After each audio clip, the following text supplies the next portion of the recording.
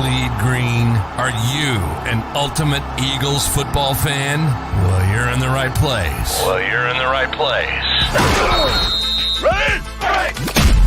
This is Birds 365, hosted by the new Mac and Mac, Jody McDonald and John McMullen. Here we go! Who collectively have covered and talked about more than 50 plus years of Eagles football. Kick off your day with Birds 365. You'll get debate. We love to argue. You'll get the real story from inside the locker room. And you'll hear from some of the great football minds from around the region. You're about to become an Eagles insider. Get in the game. Join Jody Mack and Johnny Mack and join the football community that flocks to Birds 365. Birds 365 starts right now. Welcome to the NFL. Let's go! Let's go! Go!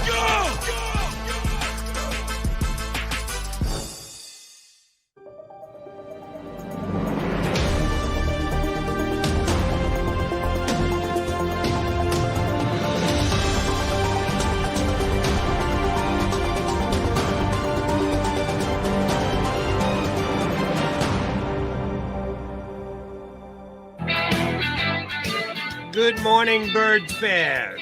It is a Tuesday get-together here on Birds 365. You've got Mac and Mac right here with you, John McMullen, Jody McDonald, who will hang with you for the next 2 hours. We got two good guests coming your way. Johnny Mac, sometimes when we roll the open and you and I get ready to talk 2 hours of Eagles football, some days it's tougher than others. For me today, it's a quick turnaround after being on the radio till 2 o'clock in the morning. Could have used another hour or two of sleep, but suck it up, get it done. But I got to thank our good friend, Chris Sims. Chris Sims, baby. He's there. Grist for the mill for today's conversation. I'm sure that the good number of the people that have already streamed in, and we'll repeat it once or twice over the course of the show, know about the analyst for NBC Sports and co-host with Mike Florio on Pro Football Talk on the TV side as well, does his annual quarterback rankings. And we're supposed to give Chris Sims an elevation in how he can evaluate quarterbacks in the NFL. Since he was one, he wasn't the real good one. That's why he didn't stick around as long as he probably wanted to. Didn't stick around surely as long as his father did. But he is a former NFL quarterback, so you would think that he would know the position. And overall, his rankings, I think, are fine, except for the quarterback of the Philadelphia Eagles. Now, this is 3 years running that, in my estimation, coming into the season, and when we give you these rankings, know full well that these are projections. These are what he thinks is going to happen in this upcoming year and how the quarterback should be ranked as per what they will accomplish during the upcoming season. So 2 years ago, Chris Sims had Jalen Hurts ranked as the 40th. That's 40, not 14th, not 4th, the 40th quarterback in the national. Wasn't he outside the 40? Or he was 40? I thought he was. He was outside the 32. Oh, okay. One per starting quarterback. I think he was 40th.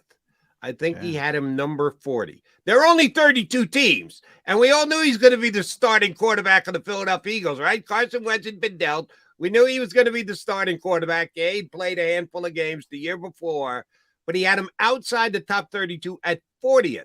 And all Jalen Hurts did was take the Eagles to a winning record above 500 and make a playoff game as a wild card team. 40th quarterbacks in the National Football League are not supposed to be able to do that, John. So he well overachieved Chris Sims's projections for his first year as a starter. So you knew he was going to have to rank him higher again the year after, right? He had him 23rd last season. Going into last season, he projected Jalen Hurts, when all was said and done, to be the 23rd best quarterback in the NFL. He was second, and it was damn close between he and Patrick Mahomes. Mahomes got the award, MVP. Hurts was, I think, in the lead with just a month to go. Fell on his shoulder. Those two missed games, hurt his chances, compromised him a little bit. But for my money, second best quarterback in football. Chris Sims had him 23rd in the NFL.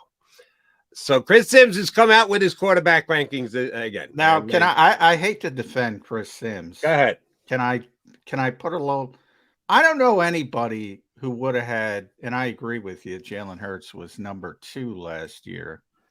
I don't know anybody who would have projected him at number 2. Now, I think 23. That's a there's point.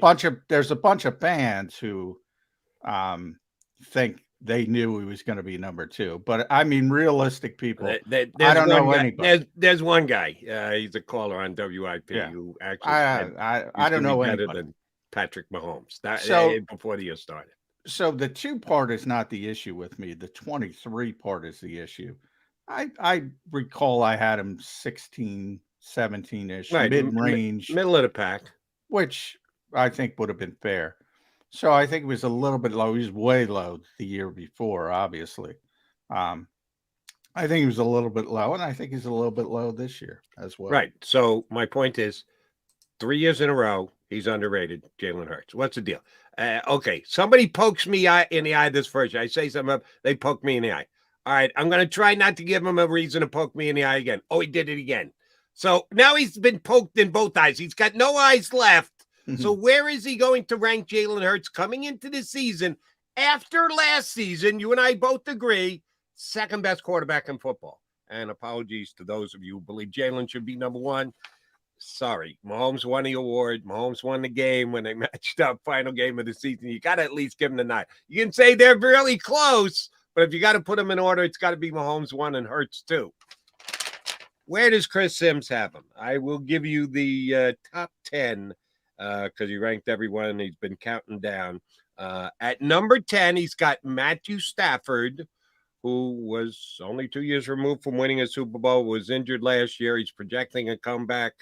He doesn't have a whole hell of a lot of weapons after Cooper Kupp, but somehow he thinks Matthew Stafford will be the 10th best quarterback in football. Number 19, he's got Deshaun Watson. Kind of a on-the-come pick, came back, played last year, certainly played better than Jacoby Brissett, but didn't play like Deshaun Watson from Houston days, but he's projecting better. So he's giving him the number 9 spot. Aaron Rodgers at number 8. That just sounds low, doesn't it? Yeah, that's disrespectful. But I have a Rodgers blind spot, so we all have our blind spots. Maybe he's descending. Hopefully for your case, he's not. But yeah, that seems low to me. A little bit low. And then at number 7 comes Jalen Hurts. So even though he finished up last season as the second best quarterback in football, at least per John McMullen and Jody McDonald, he's got him dropping down to number 7. And they haven't finished off the top 4. So I'm just going to give you 6 and 5. That's where Sims 6 is where I really have a problem. I really have a problem with 6. Number 6. And by the way, I love the player, but I really have a problem. As do I. Number 6 is Trevor Lawrence of the Jacksonville Jaguars, who had a bust-out season last year, to use John's favorite term. Startup course year number 1. Startup course under Urban Meyer. He didn't exactly jump out and wow the world in year number 1 as the number 1 draft pick in the country. Doug Peterson comes in, better offensive-minded coach, better play system. Trevor Lawrence takes a major step up, gets the Jaguars into the playoffs, wins a playoff game in amazing come-from-behind fashion, but then got eliminated from the playoffs. He's already jumped Jalen Hurts, who has been number 2 in the MVP, has already been to the Super Bowl. I know it's a projection list, and I love the possibilities and the upward inclination of Trevor Lawrence's career. Not yet. How do you put him ahead of Aaron Rodgers and Jalen Hurts off the season that they've had? I get it. He's got tremendous upside. Don't you have to show a little bit more before you cash in on that upside, Johnny Mac?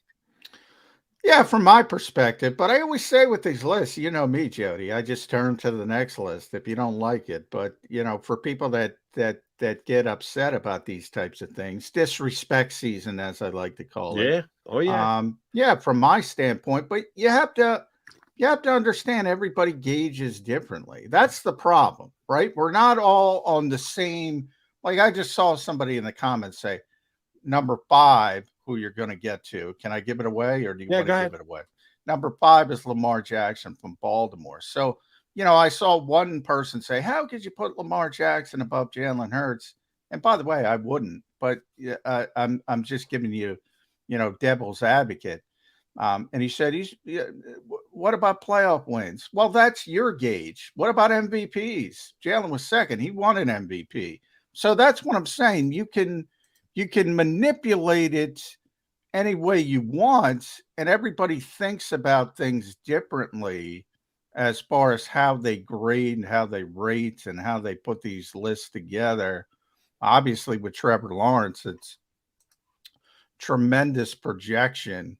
And by the way, I think he's going to be a really, really, really good quarterback. And I assume we don't know the top 4, but I assume we do know just the order. It's going to be Mahomes, Burrow, Josh Allen, Justin Herbert, who are all very, very gifted people.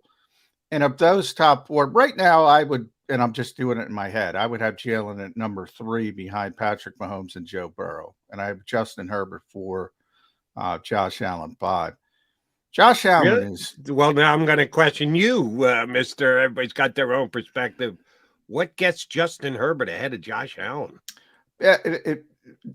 Mistakes. I mean, Josh Allen, of the top quarterbacks, nobody makes more mistakes. Nobody turns it over more. Nobody makes more dumb decisions in big situations. That guy is so gifted, but he makes too many mistakes.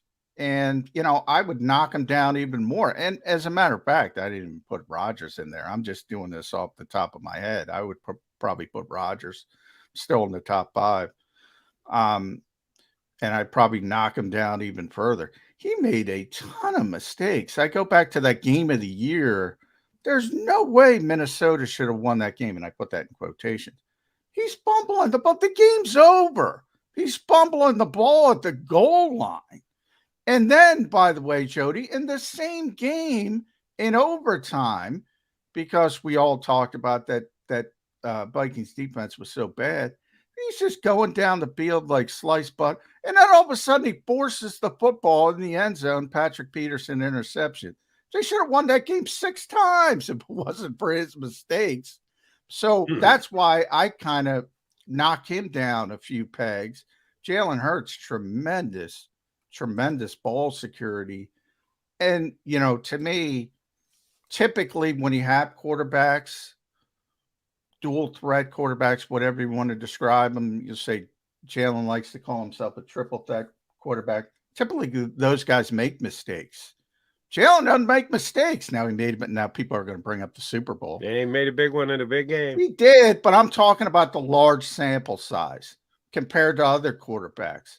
He doesn't make a lot of mistakes. So to me, that knocks Josh Allen down a bit. But everybody's different. And that's what the Buffalo people would probably jump down my throat. He's done it for years. Jalen Hurts has only done it for 1 year.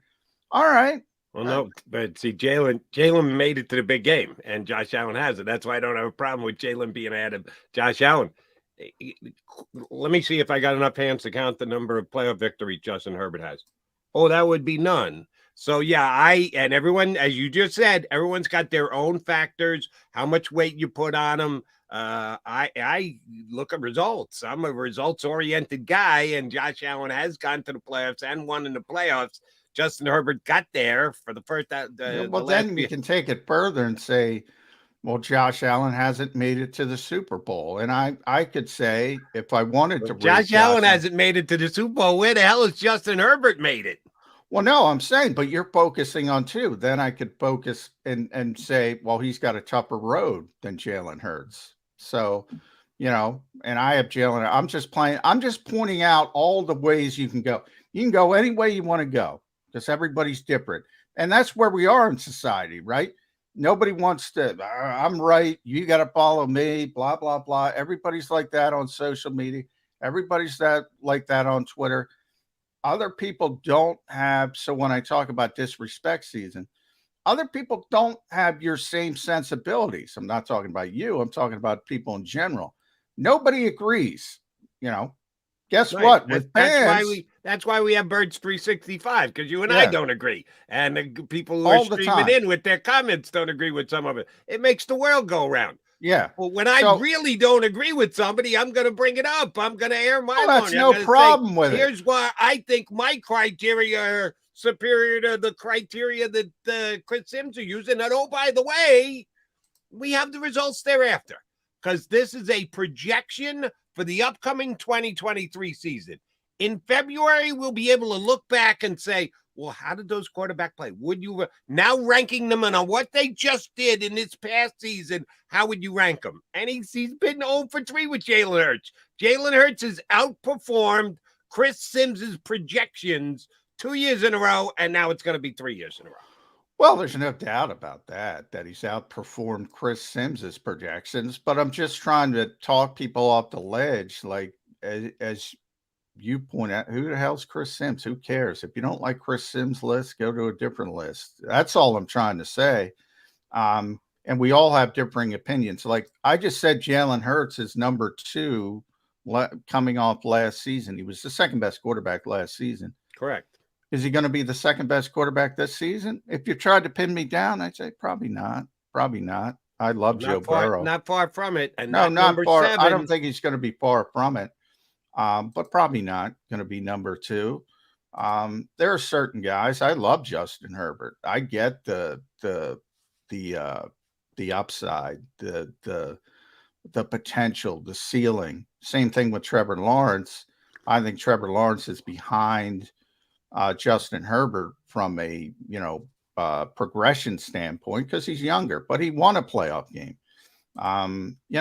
It's all. Like one of the things you and I disagree on, as you just mentioned, you're a big results guy.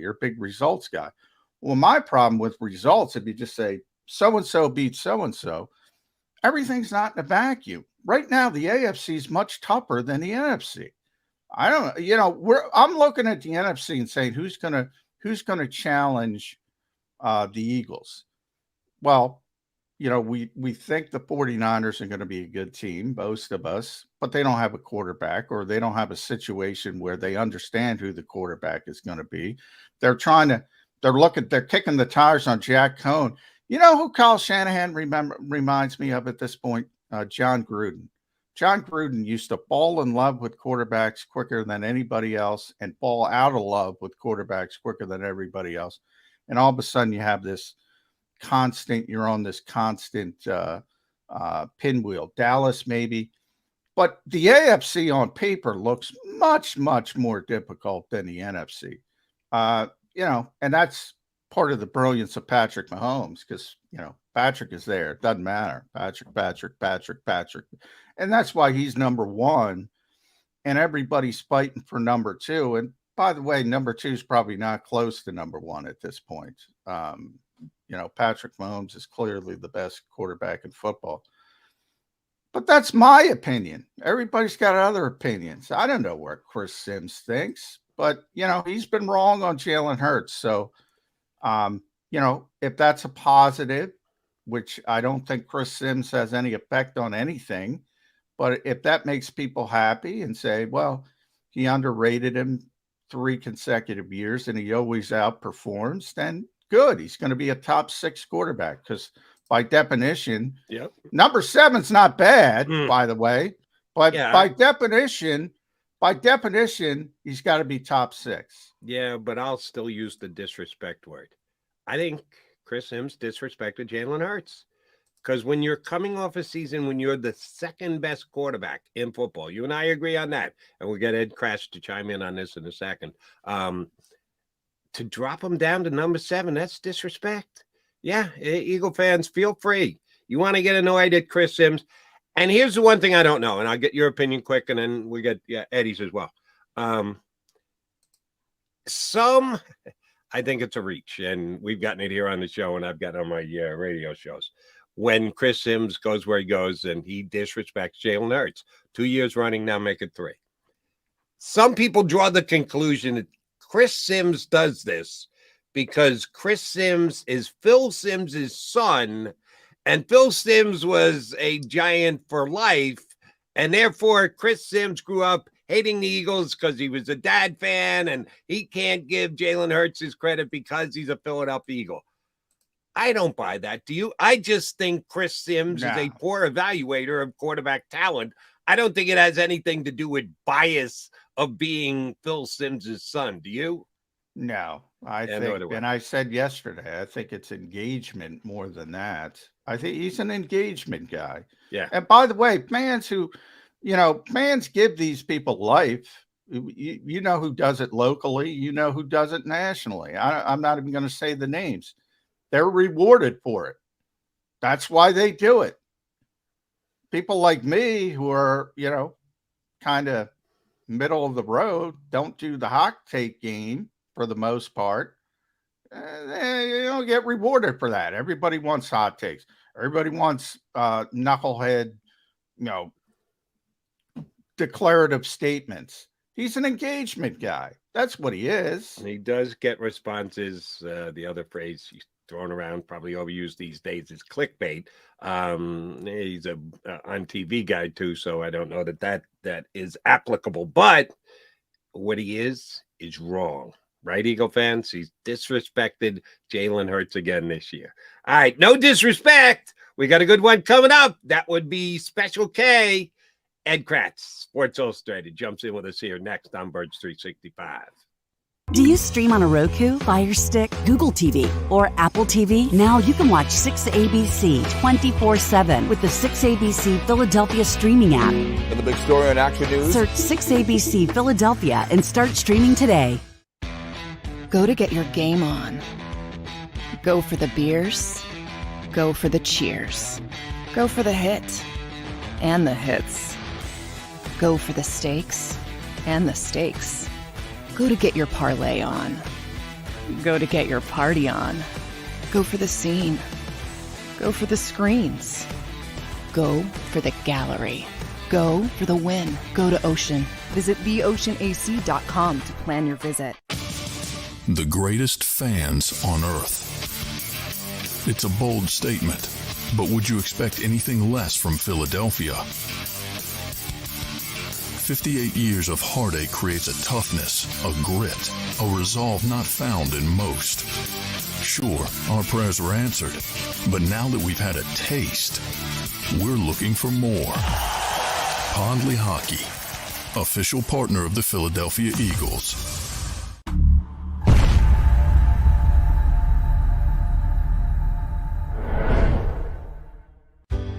Go passionately. Go fearlessly. Go confidently. Go Birds! Go confidently towards your goals with First Trust, Philly's hometown bank for nearly 90 years, and the official bank of the Philadelphia Eagles. We're focused on getting you over the goal line. So go with conviction. Go with trust. Go Birds! And go forward with us by your side. First Trust Bank, the official bank of Philadelphia dreams. Oh, and go Birds.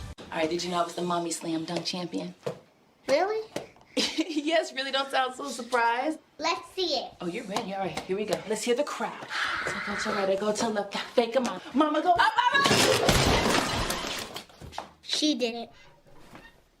Again? You can't avoid gravity, but United Healthcare can help you avoid financial surprises by helping you compare costs and doctor quality ratings. United Healthcare. Uh-huh.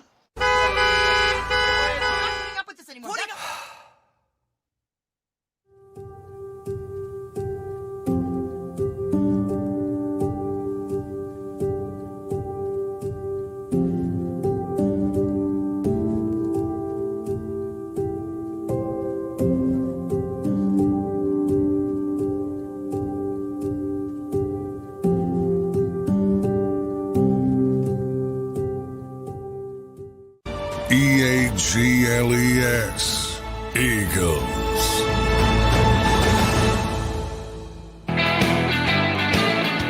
You got Mac, McMullen, and McDonald hanging with you on Birds 365, and we've got our favorite wrestler and writer from Sports Illustrated. Ed Kratz joins us here on Birds 365. that neck's still bulging out. Would you have wanted to go grappling with this guy, Johnny Mac? No, man. He tapped me out inside of 2 seconds, especially at this stage. Be a quick tap out against either one of us. We're not going up against Kratz.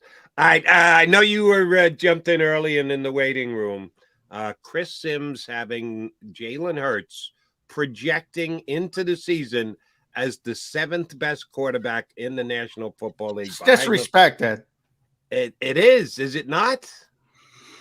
Well, to me, Chris Sims is just a bitter 42-year-old, never was quarterback who rode his dad's coattails into the NFL. I tell you, Kratz, he's going down there. It's all about his dad thing.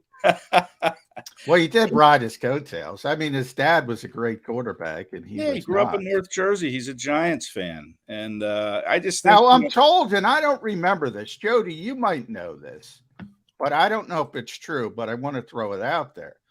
Now, one of the fans said that Chris Sims and Bill Sims didn't like Eli Manning, and they kind of didn't like the Giants during the Eli Manning era. I don't know if that's the case. I never heard that before. No, I've heard Sims talk. I don't like Eli Manning either. Those that think he should get in the Hall of Fame because had two they're nuts. Good games. Well, if you mention that around Giant fans, how dare you? He's going to the Hall of Fame. Except Eli Manning, by the way, great guy. But yeah, not even close to being a Hall of Fame quarterback. And he had 2 good runs. He may get in. Our friend Gary Myers, I think he will get in. He's got his vote because he had those 2 games. So that it all comes down to how you define not liking Eli Manning. I hate to say this, I'm kind of like Chris Sims, or Chris Sims is like Jody McDonald here. Thought Eli Manning was a good quarterback.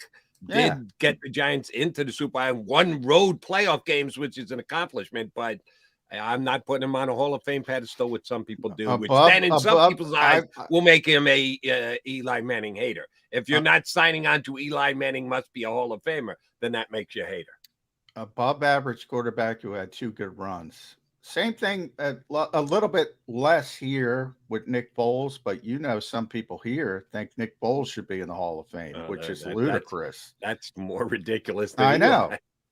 I mean, he had a great run. Tip your cap and say, hey, it was magic, and turn the page. But the page is turned, Ed. So number 7, I think it's too low, but there's plenty of people that rate Jalen Hurts in the top 5 now.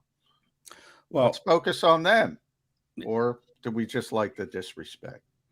Yeah, listen, Eli Manning was a better one of hundreds of quarterbacks that was better than Chris Sims in the NFL. I mean, Sims spent, 5 years in the league, and he won all of 7 games, and somebody thought it would be a good idea to give him a platform to evaluate quarterbacks when he couldn't even play the position at a competent level. Well, now I got to defend Chris Sims here. I hate doing this, and I don't like Chris Sims, but I mean, Doug Peterson's a great coach.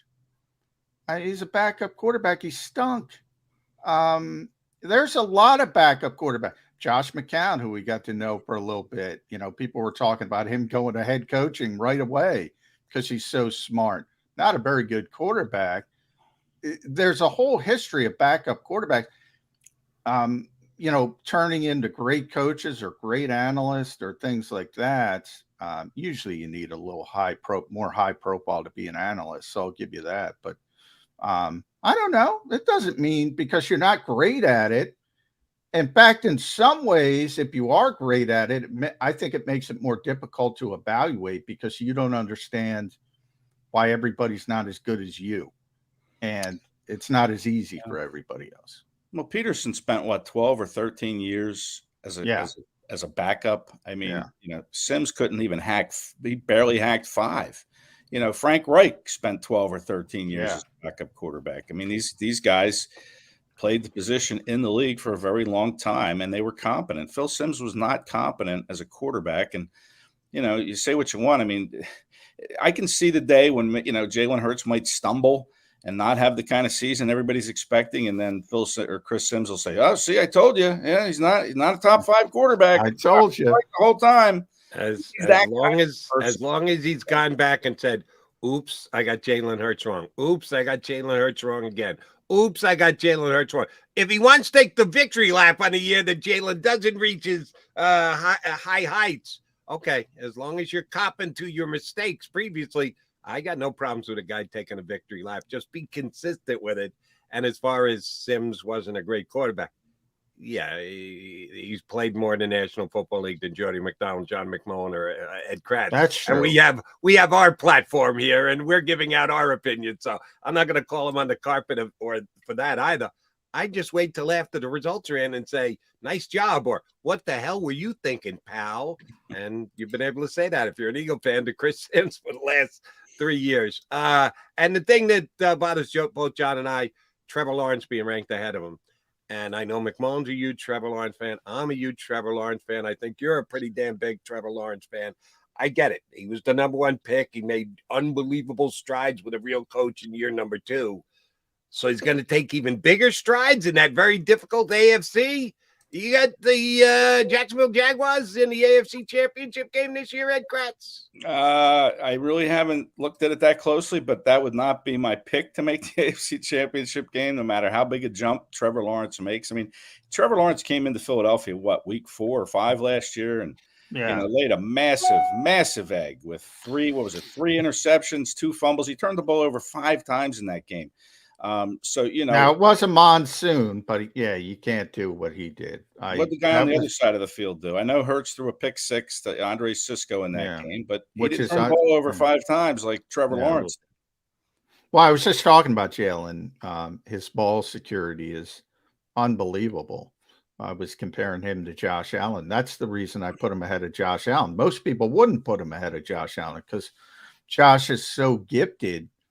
And he's more gifted, no question about that. But guy makes too many damn mistakes. Yeah. That's a big part of playing the quarterback position in my estimation. I only have 2 quarterbacks right now above maybe 3. Because anybody who knows me, Ed knows, Jody certainly knows, I have an affinity for Aaron Rodgers. So I'm hanging on to that until the bitter end. But the only 2 clearly, Patrick Mahomes, Joe Burrow. Those are the only 2 clearly that I think are better than Jalen Hurts right now. I kind of default to Aaron Rodgers, as I said. I understand why people don't after last season, but I think he'll have a bounce back year. We'll have to wait and see. And then I don't really have a problem with people that would put Justin Herbert, Josh Allen, because they're so gifted. But I certainly wouldn't put Allen, and I'm debating. I'm doing this off the top of my head. I would debate Justin Herbert because he really is tremendously gifted. And one thing, and I'll get your opinion on this, Ed. One thing Jody and I disagree on. Jody's a big results guy. Results, which I get. You win, you lose, you win, you lose.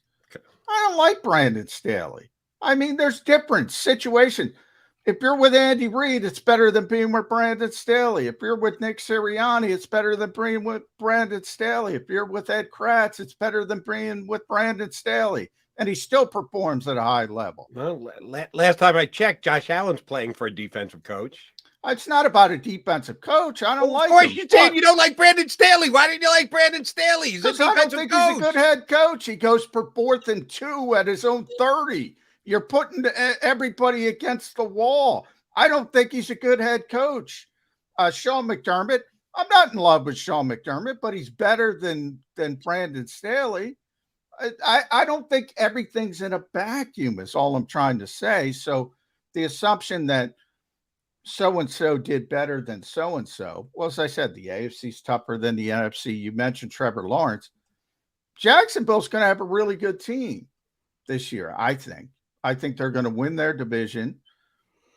Maybe Trevor Lawrence takes that next step, but they're not getting out of the AFC.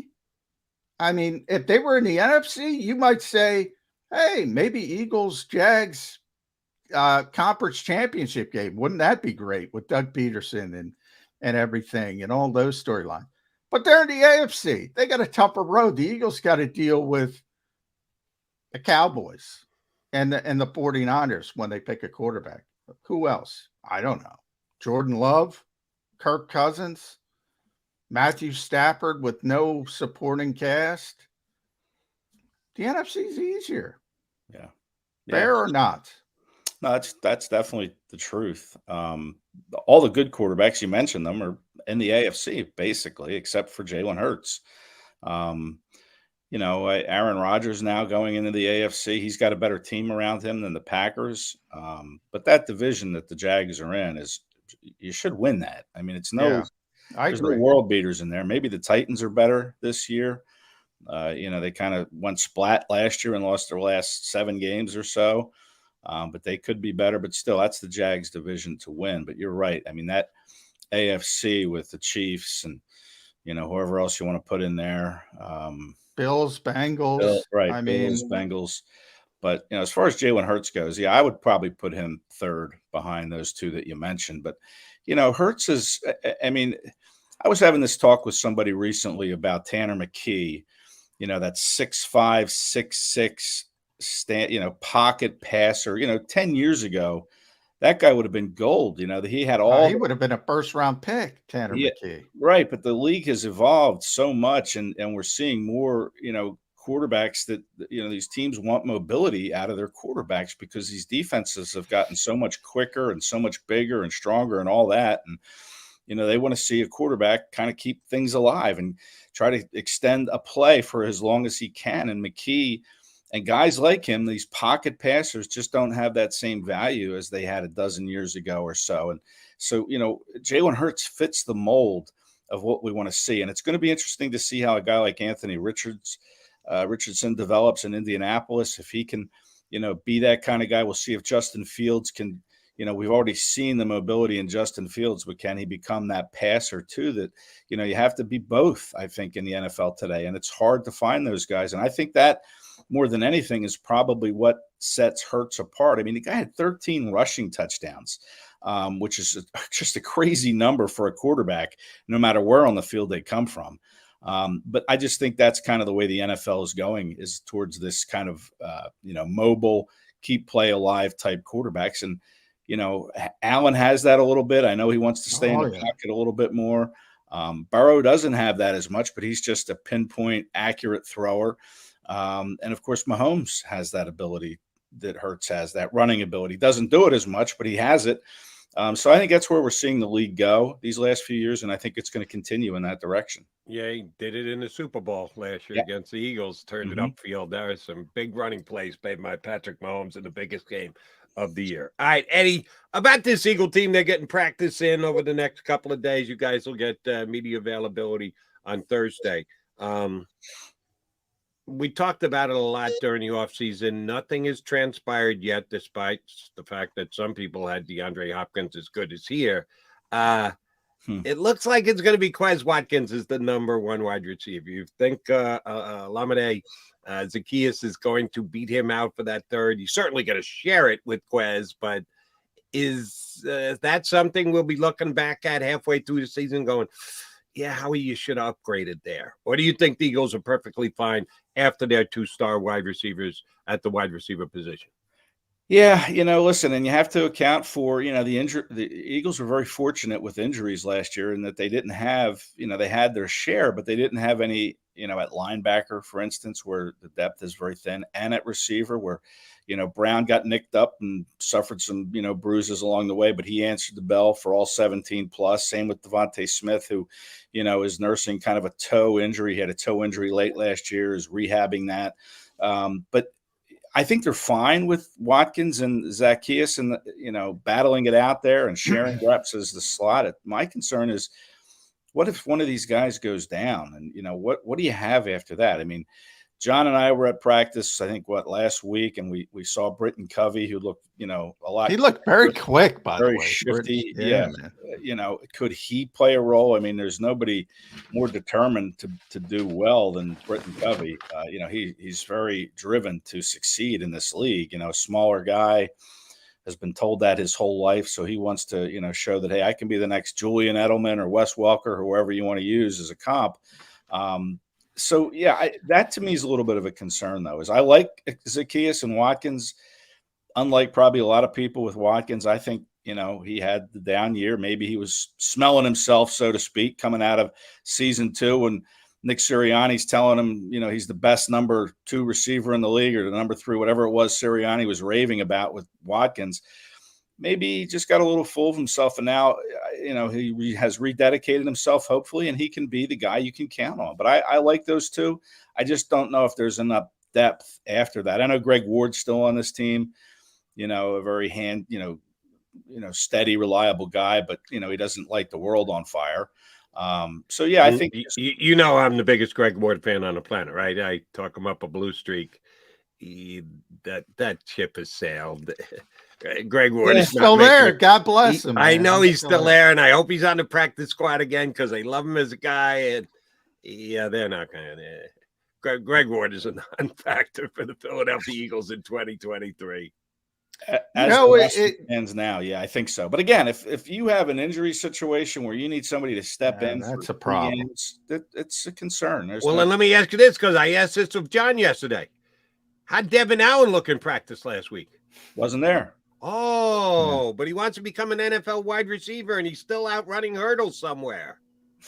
Well, we don't know where he was. I mean, he was in Europe running hurdles. Yeah, he is. Okay. Oh yeah, we know where he was. He was out still doing track. Yeah, and I thought I remembered statements to the fact that he did myself the football originally when he signed. Yeah, league. And then he rethought it and said, "Yeah, I'm not quite making. I'm sitting on a stupid practice squad, and I can be one of the fastest guys in the world and still perform at a high level." Let me go back to running over hurdles again. Why is he still on the Eagle roster?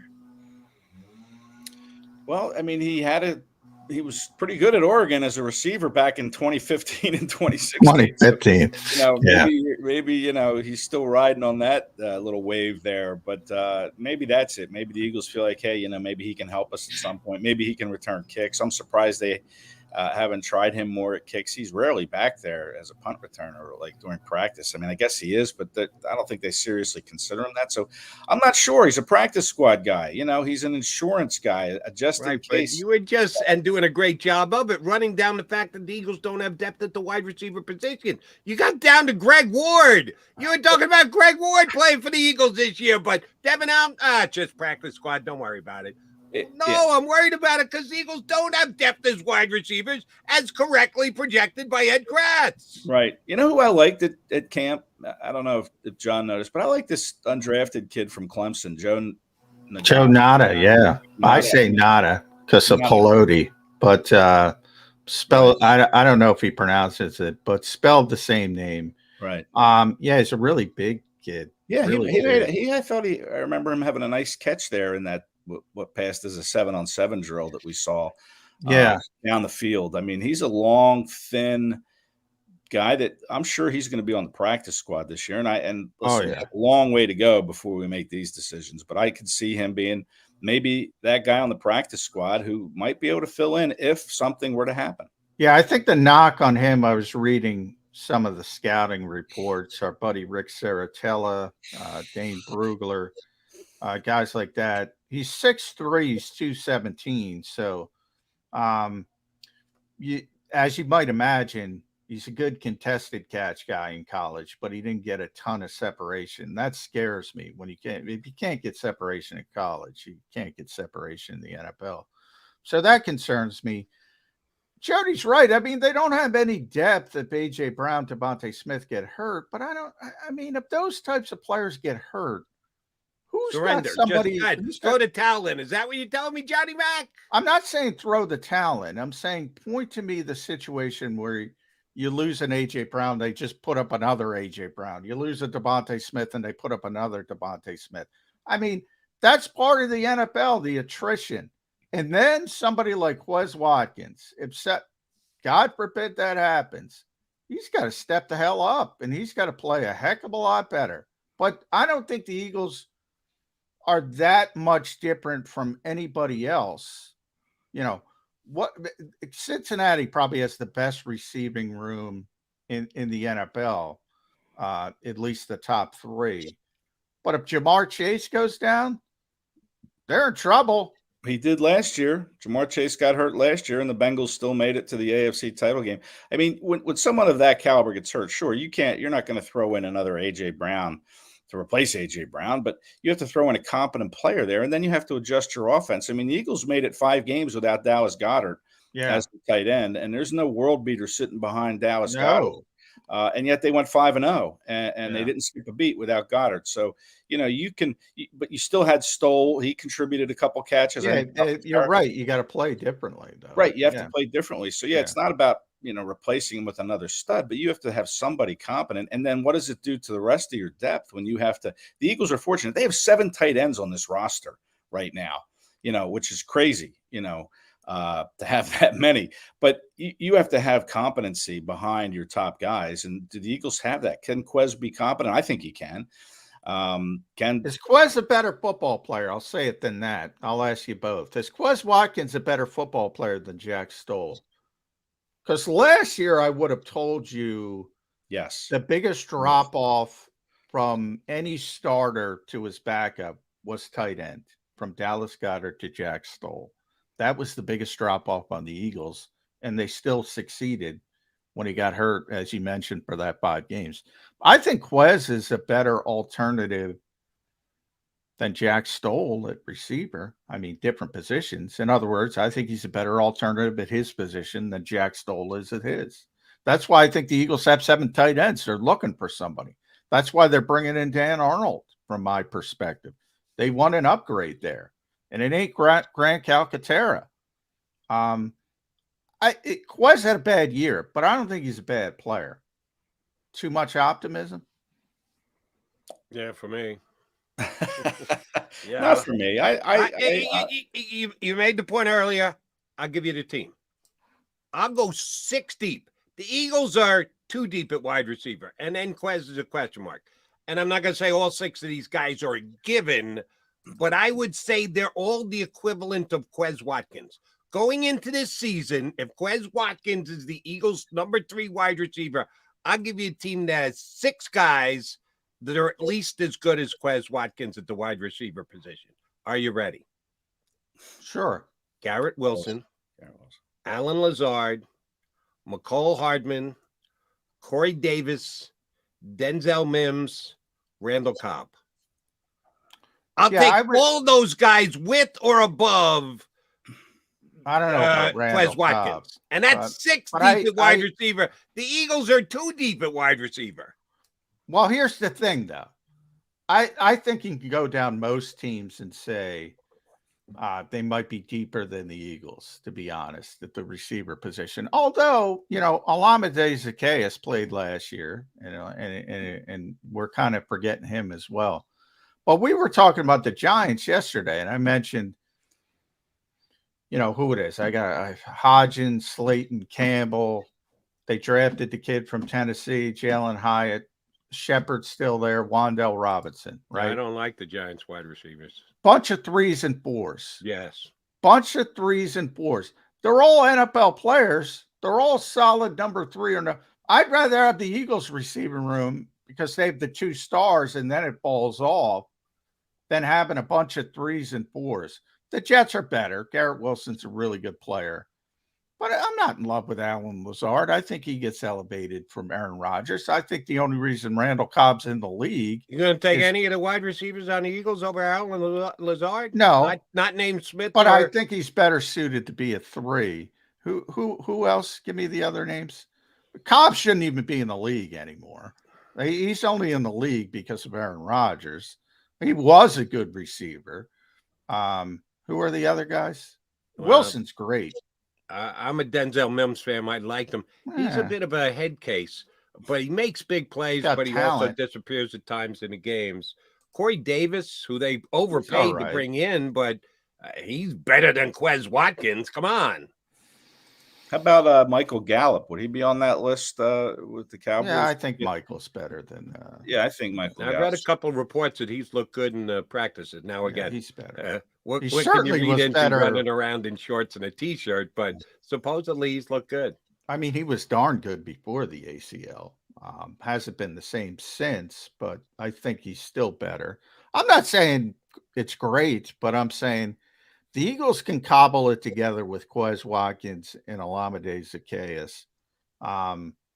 And, you know, as Nick Sirianni often points out, we talk about rosters. From his perspective, it's not 53, right? It's 69 with the practice squad.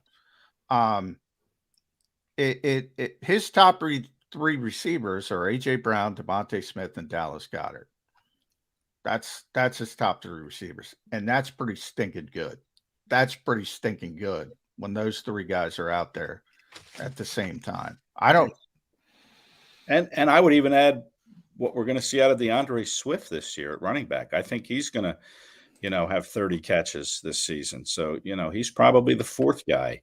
If you want to talk, players coming out of the, into the passing game, I think Swift is going to be a factor too. So yeah, if Smith and Brown, they stay healthy, who cares? I mean, team last year, and he saw like very little traffic. How many times did they throw him the ball? He had a couple, key catches on third down. Watkins and Zaccheaus, they can make third down catches too. So, if those guys stay healthy, this whole conversation is kind of mute because it doesn't matter. Yeah, well, if they're healthy, nothing. Right. Yeah. If they're healthy. If they're healthy, they're top five. They've top five weapons in the NFL. Yeah.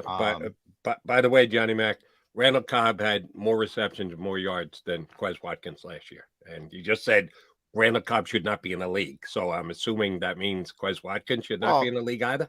The quarterback loves him. Again, you're in a vacuum. You're always in a vacuum, Jody. The quarterback loves him. Quez had a bad season, which I've said multiple times. He's playing behind A.J. Brown. And Quez had more targets than Randall Cobb. So, hey, how many targets does Randall Cobb get in the Eagles offense? With A.J. Brown healthy for the entire season, Devontae Smith healthy for the entire season, Dallas Goedert healthy for 12 games. How many targets do you think Randall Cobb gets in the Eagles offense? That's the vacuum I'm talking about. If Quez Watkins were not on the team, I think he'd get the same number of targets as Quez Watkins. Same number of targets as Quez Watkins. So he's not getting, he might be a little bit better because Quez had a bad season. Right. He's a better player. I said that he was better. You said he doesn't belong in the league. No, you said he had more receptions, so he's better because he's in a different situation with a quarterback who loves him and brings him everywhere he goes. Like he's his little, and I love Rodgers, you know that, but he gets in love. He falls in love with these people. Robert Tonyan, I'm surprised when he's available. There's that other tight end. He'll probably be on the Jets. He falls in love with certain guys. Now, when it's Devontae Adams, great. When it's Randall Cobb, come on. You probably have a better young receiver, and they're going to get blocked because Rodgers loves Randall Cobb. No, he may love him, but he only threw it to him 2 more times than Jalen Hurts threw to Quez Watkins. So what is the love level between Jalen Hurts and Quez Watkins? I think you're misunderstanding that I said Quez Watkins was a good receiver. I'm saying I don't have a problem with him. I think they can cobble it together with him and Olamide Zaccheaus. I think he's needs to improve on what he had last season. And somehow you heard he was a great player. I didn't say he was a great player. He's coming off a bad season. I never said you said he was a great player. I said that I thought all 6 of the Jets wide receivers were as good, if not better, than Quez Watkins. And you just dismissed a guy who had better numbers last year than Quez did. You said he shouldn't be in the league. I dismiss him because, again, this is like the 18th time. Randall Cobb, how old is Randall Cobb? 34, 35. How old We're only talking about this season. I'm not projecting Randall Cobb for 2028. Well, how old is Quez Watkins? I'm getting to a point. Can Randall Cobb run a 4? Can Randall Cobb run a 4.32? They're different roles. But could Cooper Kupp? So who cares about the 40 time? That's not the point. The Eagles aren't looking for Cooper Kupp. The Eagles aren't looking for a guy who's going to catch the ball 125 times. They're looking for a guy who can stretch the field so things can open up for A.J. Brown and Devontae Smith. And for the most part, it worked pretty well. However, when the ball is thrown to Quez, he needs to do a better job making sure he catches it or fights for it or does all of those things. They don't want a 33-year-old slot receiver who can't run. They want to open up space for their good receivers. And that's why I'm talking about everything is not the same. It's not. They're looking for a specific type of player, and Randall Cobb is not a fit for the Philadelphia Eagles. That's all I'm trying to say. Right. And I maybe you have misunderstood me. It seems like you think I always misunderstand you. I'm not saying Randall Cobb with the Philadelphia Eagles would be as good as, well, of course he's better with Aaron Rodgers because they've got a good relationship. But I'm just ranking wide receivers in the league. And yes, I would rank one above the other off what they've done or what I think they can do this year. And sorry about that, Quez Watkins.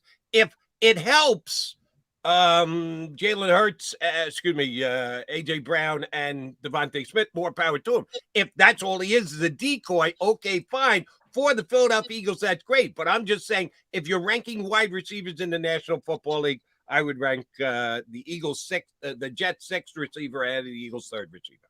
That's my only point. You're factoring it into the team and how it plays. I get that. That wasn't where I thought the conversation was going. It all started with me and Ed Kratz saying the Eagles are a little short depth-wise at the wide receiver point, right, Ed?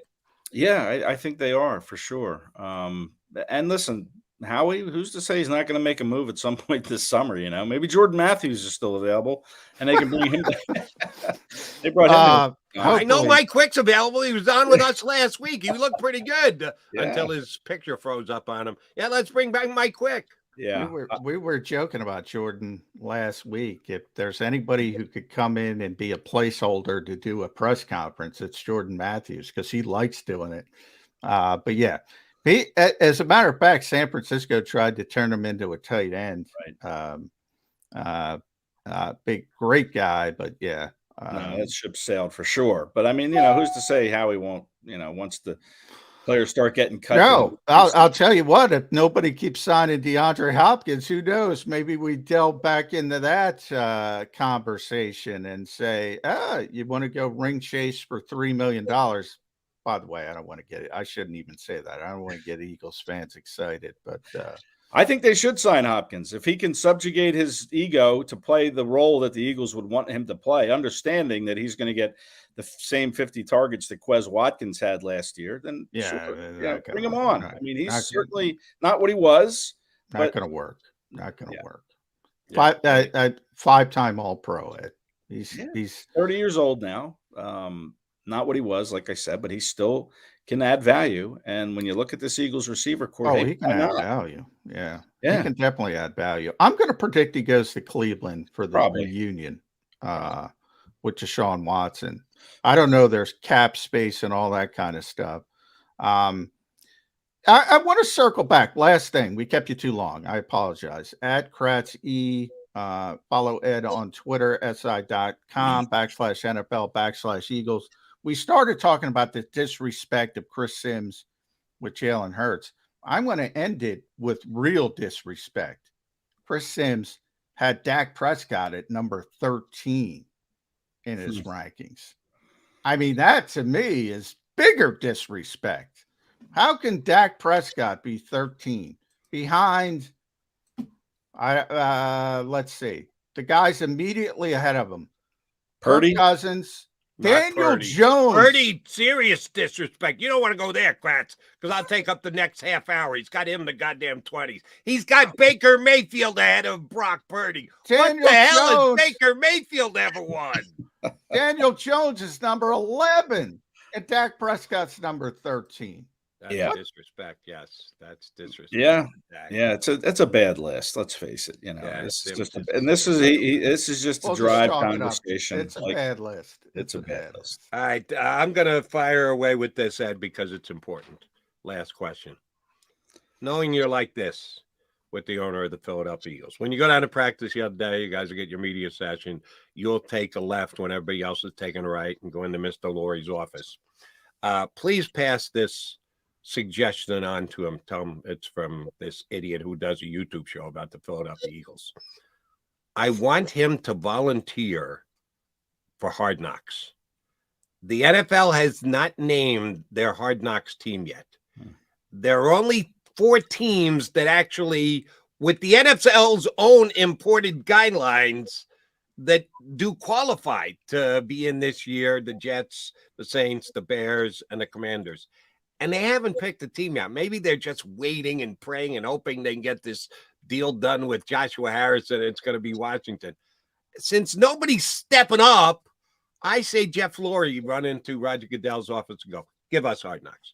We want to showcase the Philadelphia Eagles to the entire world. I know my coaches are going to be happy with me, but it's my name on the door. I'm the owner of the Philadelphia Eagles. We are the face of the National Football League.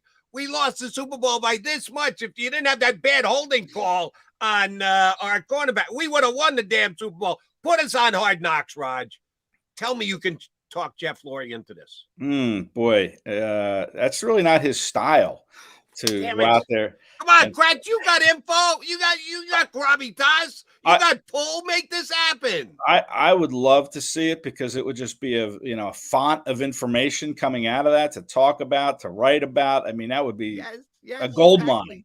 Let's face it. But I'm pulling for the Commanders because I want to see the magic of Sam Howell. Oh, I forgot. Where's Hal on Sims's list? How could you forget that? I'm never going to let you forget that, Jody. When he's lighting up the scoreboard. I'm sorry, Ed. I apologize. Yeah, we're going to have fun this year. When Sam Howell's replaced by Jacoby Brissett week 5, you're going to have some defending to do. Sam Howell is number 39 on Chris Sims' list. All right. How many teams are in? How many teams are there in the NFL, John? 32. 32, and Sam's number 39. 39. Hey, here's what you can say about Sam Howell. I believe he outranked Jalen Hurts. I think he was 40th going into his second season. Jalen Hurts. Chris Sims had him at 40. He's got Sam Howell at 39. So Sam Howell, the second coming of Jalen Hurts. According to Ed Kratz. That's what you're saying. Don't poke the bear, Jody. Don't poke the Sam Howell bear. 39, we'll see. But that's why I want to see the Commanders on Hard Knocks, because I want to see my man Sam Howell practice. By the way, if they put the Eagles on Hard Knocks, what the hell would they film? They're never out on the field. What are they going to film, Jody?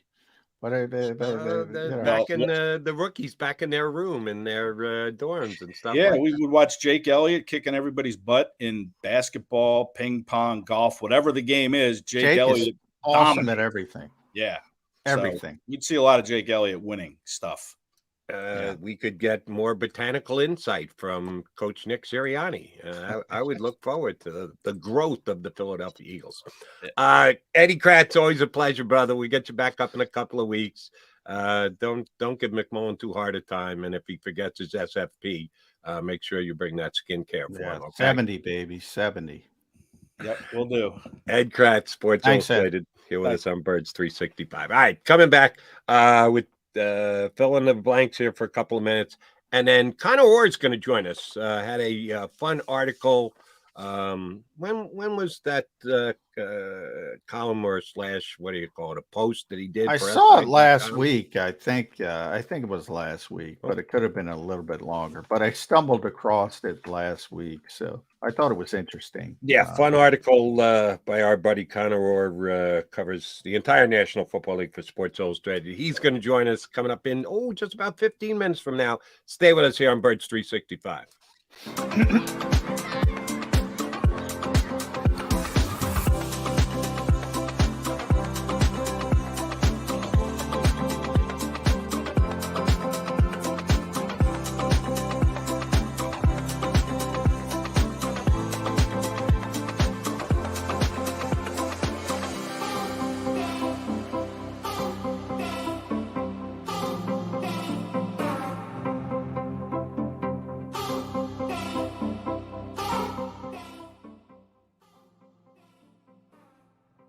Heading down the shore. Have a ball once more. Here, imaginations run wild and time stands still. Because here, you can find the best of the Jersey Shore, all on one 5-mile island. So leave the old you behind and get lost in the woods. Wild, wild, wild wood days.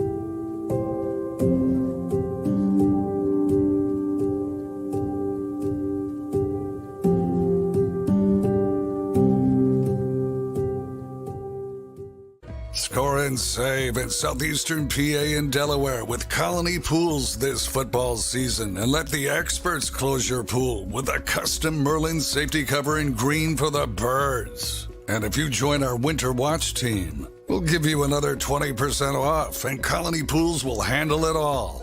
Keep your tiles on your pool, not in your pool.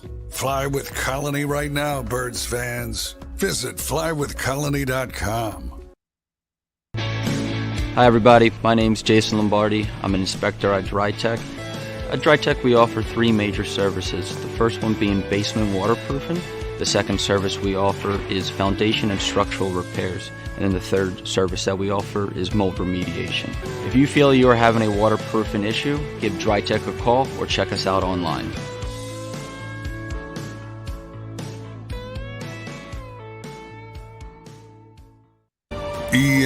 EAGLES, Eagles.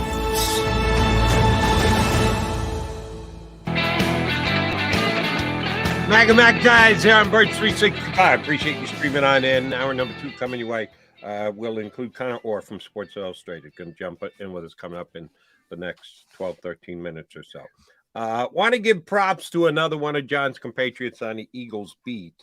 I enjoyed reading this last night.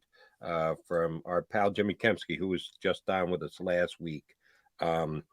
Eagle draft pick comps. We know the Eagles drafted a couple of months ago. We know who the top drafts were.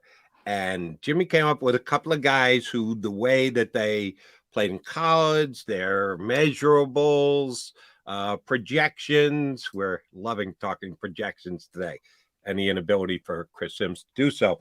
But Jimmy Kempski took a couple of shots with the Eagles draft picks. Did you see this article, John McMullen? I have not. Right. I have not. Don't look at it. We'll see if you can get lucky. And it's very difficult. Not going to chide you when you go 0 for 3.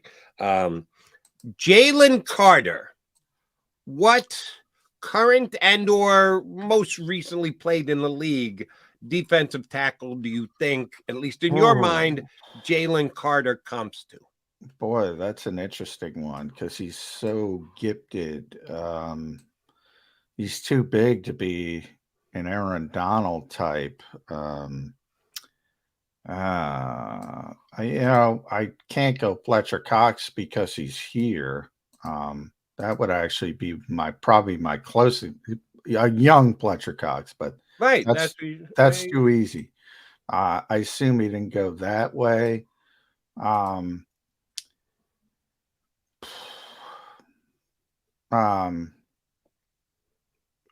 Hicks is too powerful. I think you'll be okay with this comp because you're a pretty damn good player. Jeffrey Simmons. There you go. From the Tennessee Titans, that Jalen Carter can be the next Jeffrey Simmons, which, correct me if I'm wrong, didn't Simmons get paid this offseason? Yes. Didn't they just sign him to a mega contract to keep him? Yes. Tremendous player. Great season. Deserved his contract. I think Carter's a little bit more. I think Carter's got more talent. That's how. For people who don't know, Right. If he very becomes Jeffrey Simmons, the Eagles will be ecstatic. Johnny Yeah. thinks he can be even better than that, and I'm not disagreeing with him because Yeah. the kid has got a ton of talent. All right, first round pick, Nolan Smith. Now, this one surprised me a little bit. After I read it, I said, all right, I see where he's going, but it wasn't the first one that jumped out at me. Recent NFL player whose talent level, what he did, and what you think that Nolan Smith's going to be able to do as far as production goes. Who would you comp him to? That the obvious comp there again, it's on the same team as Hassan Reddick, but I don't think he's the same player as Hassan Reddick. I think for people that don't know, Nolan's like really good against the run in college. He was better against the run than as a pass rusher. So he's like projected to be a very good pass rusher, but it's a lot of projection.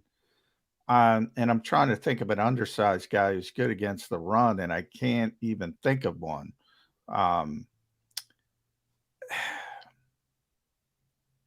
trying to, I don't know, maybe Dwight Freeney. That's not bad. I like that comp. That's all I can come up with. It's so I'll rare. I'll give you the guy that Jimmy came up with, Clay Matthews. So you got to go back a little. I love Jimmy. I do not agree with that one. Yeah, I don't love that one either. I didn't. Clay Matthews was just a one-trick pony, and he was great at the trick. But I mean, he was 100 miles an hour straight ahead at all times. And I always go back to that Colin Kaepernick playoff game where he set the record. If you watch the film of that game, he set the rushing record for quarterbacks. Clay Matthews did not know what the hell to do. I don't like that projection. I think Nolan Smith is a much more well-rounded player. My question on Nolan Smith is the pass rush. Like, I don't think he's going to be Clay Matthews as a pass rusher, but I think he's a much better all-around player than you and I have a different scouting report on Nolan Smith. I think he is going to be a pass rusher. I think he is. Everybody thinks he's going to be a pass rusher. I'm saying double-digit sacks guy. I think he could have been a product of a very good Georgia defense when it comes to playing the run. I mean, that's what people talk. That's the whole point. That's why it's a projection. I mean, everybody projects him to be a great pass rusher. I'm saying he didn't do it at Georgia. I think a lot of people think he did it at Georgia. Right. I think he topped out at 4 sacks. But that's the way they play defense. We went through this with Jordan Davis last year. They play because they're so good, they play a certain way. They're very disciplined. They're very read and react. They're not very attacking. And then you want to project him to be an attacking, and everybody has, and maybe he becomes a great player doing it. He certainly got the athleticism. All I'm saying is it's a projection is all, but that's what understood. But sometimes projections are right. Sometimes they're wrong. I noticed one writer / YouTube host who projected Micah Parsons as a pass rusher, even though that was not what he did at Penn State. He was a side to side, run down the ball, great tackling linebacker. And he got to the pros and became an edge rusher and is one of the best in the business. So sometimes you can see something and project correctly, like you did with Michael Parsons. Yeah, I'm projecting Nolan Smith to be more of an effective player in the pass game than in the run game. I know, and people have commented on this. You can confirm or deny. He's a little bit bigger than most people thought. Maybe draft night because you saw him in his well-tailored suit, and he did go viral a little bit with his talking to the coach and everything else. He's got pretty good size. He's a legit. Who's bigger, he or Hassan Reddick? He's got a bigger lower body. I think that's what kind of fools people. But But I mean, he's undersized. There's no question about it. But I think he's got a bigger lower body. And don't get me wrong. I want to make it clear because I know I get misquoted all the time with fans. Nolan Smith is going to be a pass rusher. I'm saying I was stunned how good he was against the run at Georgia.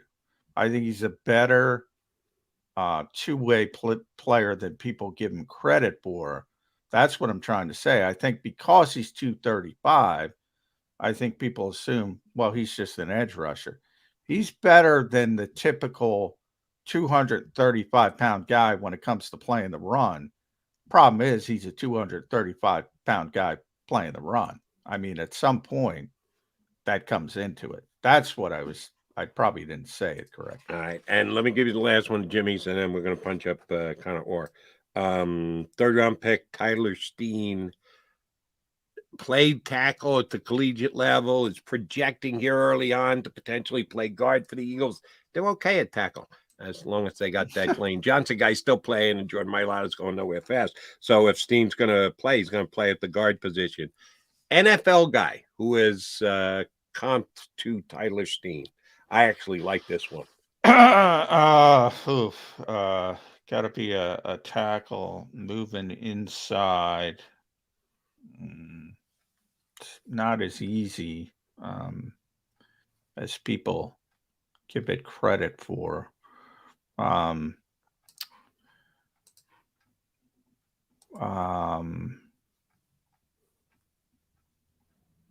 Boy, that's a tough Yeah, one. that's tough. So I'm just going to give it to you, and you're going to tell me whether you do or don't like the comp. Where the hell is it? I wrote it down here. Oh, Robert Hunt from the Dolphins, who was a collegiate guard, collegiate tackle, who they moved into guard. Pretty damn solid right guard for the Dolphins. I liked the comp. Wasn't a high draft pick, but neither was Steen, third round. So I thought that one was a good match by Jimmy. Robert Hunt of the Dolphins. Not that you're breaking down game films of the Dolphins offensive line every single week, nor am I. So I'm just projecting a little bit here. I actually thought Jimmy hit that one on there. Yeah, I got to be honest with that one. Godspeed to Jimmy. I don't know enough about Robert Hunt. I don't know enough about Tyler Steen. I got to see him at training camp. Right. Well, they're all projections with the guys. I mean, that haven't played yet. I was trying to think of a short arm guy who moved because he was short armed. It's tough. I can try to find somebody in the break. It's tough to come up. Just do me a favor when you go to the break. You got the PFF rankings. How did he grade out Robert Hunt among guards in the National Football League this past year? I don't know how he projected him. Did he bring up arms? Did you look at it? Off the top of my head, I don't remember exactly how he broke it down, but the whole started outside, was a collegiate tackle, moved inside, adapted well. That's what Jimmy was mostly tying it to. But do me a favor, look up Robert Hunt and see where he ranked with the guards. And if he ranked pretty well and Jimmy's right, then the Eagles have added another brick to the wall, and their offensive line is molded by Jeff Stoutland. Johnny Mac coming back, hoping to hear from Connor Orr of Sports Illustrated National Football Writer. He's scheduled to join us next here on Birds 365. Do you stream on a Roku, Fire Stick, Google TV, or Apple TV? Now you can watch 6ABC 24/7 with the 6ABC Philadelphia streaming app. And the big story on Action News. Search 6ABC Philadelphia and start streaming today. Go to get your game on. Go for the beers. Go for the cheers. Go for the hit and the hits. Go for the stakes and the stakes. Go to get your parlay on. Go to get your party on. Go for the scene. Go for the screens. Go for the gallery. Go for the win. Go to Ocean. Visit theoceanac.com to plan your visit.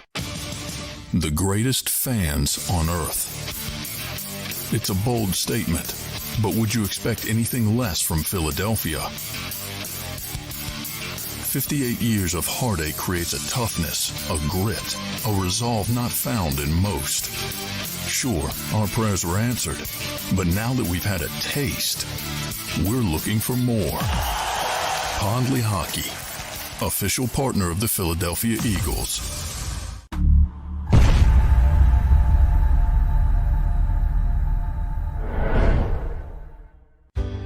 Go passionately. Go fearlessly. Go confidently. Go Birds! Go confidently towards your goals with First Trust, Philly's hometown bank for nearly 90 years, and the official bank of the Philadelphia Eagles. We're focused on getting you over the goal line. So go with conviction, go with trust, Go Birds! and go forward with us by your side. First Trust Bank, the official bank of Philadelphia Dreams. Oh, and go Birds. All right, did you know I was the mommy slam dunk champion? Really? Yes, really don't sound so surprised. Let's see it. Oh, you're ready. All right, here we go. Let's hear the crowd. So go to right, I go to left, fake 'em out. Mama, go up, up, up. She did it. Again? You can't avoid gravity, but United Healthcare can help you avoid financial surprises by helping you compare costs and doctor quality ratings. United Healthcare. Uh-huh.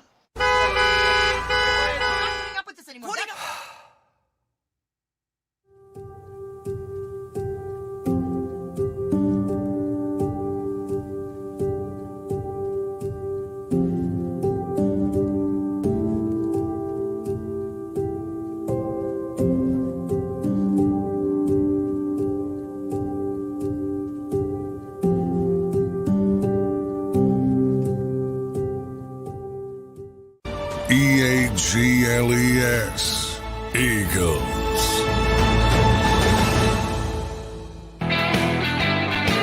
All right, back to back guys here on Birds 365. As you can tell by the two of us being here without Connor Rohr, we haven't been able to get through to Connor yet. I think I booked him last week. And I said I would send a reminder text, and I got so caught up in talking about Chris Sims' inability to rank quarterback going into a season. I completely forgot to send a reminder text to Connor Rohr, so we're kind of hoping that I just send him a text now and he gets this, and or realizes we send him the link to join the show that we get him up sometime before we exit stage left today. But I do want to ask you about another guy who during the season, John, during the offseason, I should say, was potentially linked to the Philadelphia Eagles. And hey, real quick before we get into that, because I did look it up, Robert Hunt was number 12 of 77, but he played tackle. So I'm going to give you a better. Did play tackle last year? They rated him as a tackle. Teron Armstead at left tackle. He was at right tackle. He's got 33.5-inch arm length, so he's got longer arms than Tyler Steen. A little bit shorter, and the guy he made, and I looked at, and the only reason is because I looked up the top guards who played left tackle in college, moved inside because he had shorter arms. Ezra Cleveland, number 8 overall guard in the NFL. Yeah, maybe that's a projection. Okay. All right. Jimmy said that the guy in Miami played both tackle and guard last year. I didn't. Again, neither one of us watched Miami. He probably played some guard, but they had him graded at tackle. As a tackle. Okay. Understood. All right, here's a guy I do want to ask you about. And again, we're hoping to get Connor Rohr up here before the show comes and goes. During the offseason, you and I both kind of roll our eyes when someone hits the waiver wire. Shoot, I guilty as charged last night on my WIP show. I said, if LeBron James is going to be moving on from LA, because there's a major story, yes, Kyrie Irving is recruiting LeBron James to join him with the Dallas Mavericks to make a troika of Luka and Kyrie and LeBron together playing in Dallas. It's fantasy basketball is what it is, but it's fun. So I said last night, hey, if LeBron's going to move on from LA, they took his shot, got his title, been taking shots the last couple of years, didn't get it done. Let me go try and do something else, add something else to my resume and legacy. Go to Philadelphia, help them get their first championship in 40 years, and elevate Joel Embiid.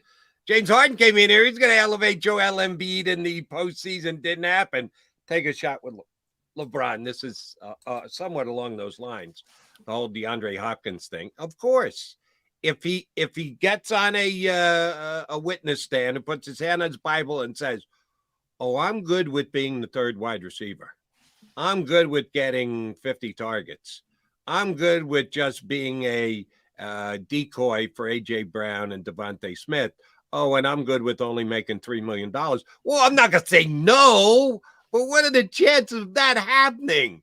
Highly unlikely. That's why I dismissed the DeAndre Hopkins to the Eagles thing. There is a narrative, as far-fetched as it may be, that you can paint that it would work. I'm kind of there with the Vikings running back as well. I understand he's a really good player, Dalvin Cook. He's one of the best running backs in the National Football League. The Vikings are in a bit of a salary cap crunch, and they'd rather move on from him than keep him and use him again this year. So people are saying, if he's released, how do we not get Dalvin Cook? There were rumors that the Eagles were going to trade for Dalvin Cook. Let me start there. Anything to those rumors, or was that just NFL rumors in the wind?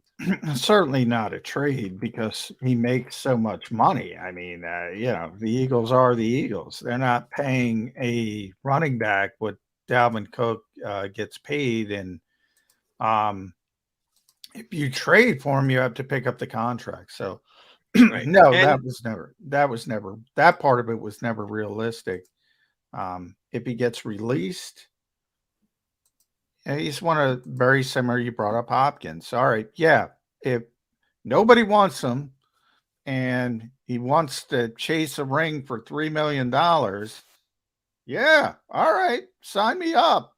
That's not going to happen. I mean, I think teams are getting smarter, but he's still a good player. He had a bad year from an advanced statistics standpoint. Yards above expectation, nonsense like that. I hate to chuckle, but I mean, the guy makes plays. Right. We brought up that Buffalo game with Josh Allen. Put on that bill. He had like an 80-yard run in that game. The largest comeback in NFL history.